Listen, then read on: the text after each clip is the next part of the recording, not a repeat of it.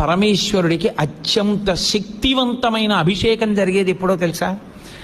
మనం మహాశివరాత్రి మాస శివరాత్రి చేస్తాం, మంచిదే. కానీ అసలు నిజానికి పరమేశ్వరాభిషేకమునకు ఒక భక్తుడు వచ్చి సంవత్సరంలో తరించిపోయే అభిషేకం ఎప్పుడు అంటే మార్గశీర్ష మాసంలో వచ్చే ఆర్ద్ర నక్షత్రంలో తెల్లవారుజామున చెయ్యాలి. సమస్త తాపోపశాంతి దేని వలన కలుగుతుందంటే ఆర్ద్రాభిషేకము చేత కలుగుతుంది.